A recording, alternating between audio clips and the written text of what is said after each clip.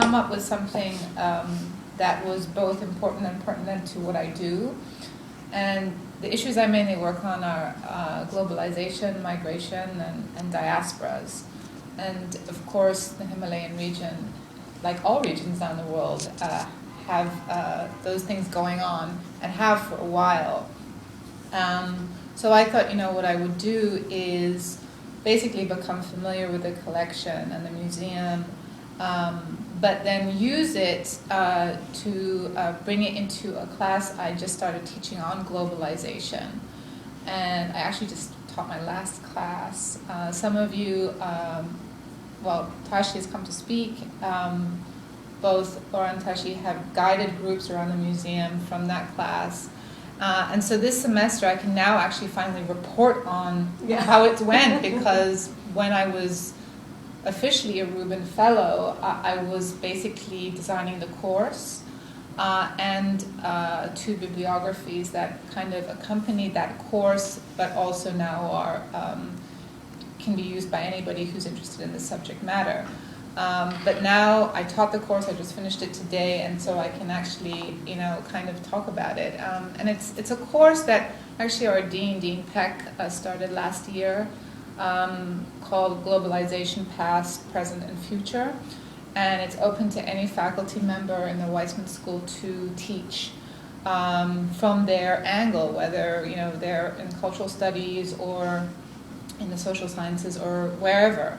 As an anthropologist, I really looked at it more from an interdisciplinary anthropological perspective, trying to figure out with the students, well, what is this thing called globalization that we hear and talk about and take for granted every day in a very critical fashion. But I wanted to incorporate the arts, and particularly the museum, and particularly the Himalayan region, as an area to focus on in the class, and so that's what I did. One of the things that the students did was visit the museum and have a guided tour.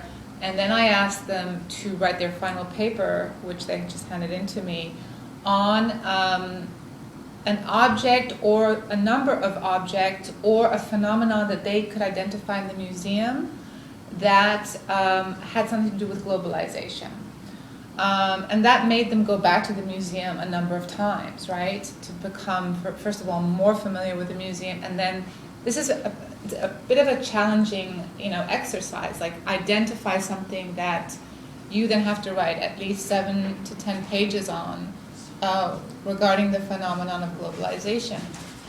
And so, just to give you some examples, because the students had to tell me what they were doing before they wrote their papers, some of the topics that they chose, which just made me, be grateful that they got it, was that, for instance, some of them chose independently the museum as a site of globalization, because the fact that there is a museum dedicated to the, arts of the Himalayan region in New York City is an example of globalization. They came up with it on their own? Mm-hmm. Then the figure of the Buddha, also how that not just the figure and the symbol, but the idea of the Buddha, his teachings have traveled and become a global religion, right? That's also an example of globalization. Some also then looked at very specific concepts that we explored in the class, like hybridity and syncretism, by looking at particular objects or paintings that had both Buddhist and Hindu influences. And that's an example of how different religious and aesthetic traditions come together in a hybrid form and basically produce something new, right? So those are some of the examples. And that's how I incorporated both the site, the museum, but also the region into this course that was obviously way beyond the Himalayan region or the museum. But we used it as kind of as an area study to focus on. And then they also had to do a bunch of presentations at the end of the course in groups. and again, on an example of globalization that was more pertinent to their own life. And there they, because most of them have migration backgrounds or are second generation here in New York City, most of them chose something more pertinent to their own cultural backgrounds. But some also, we had one student from, you might remember from Nepal, who actually did a lot of, kind of cross-cultural referencing to your lecture. So those are the ways, we kind of incorporated the museum and the area into that particular course. So in terms of actual kind of output, in terms of what you guys, if you want as a reference, could look at, there's a brand new syllabus for this course. But we also created, when I say we, I mean my research assistant and I,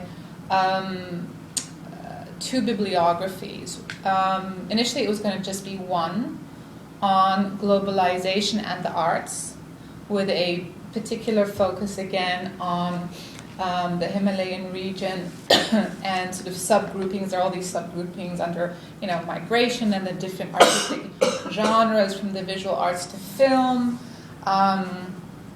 And then I, however, developed this sort of sidekick interest, which came up really early and we talked a lot about as well, was on art and power.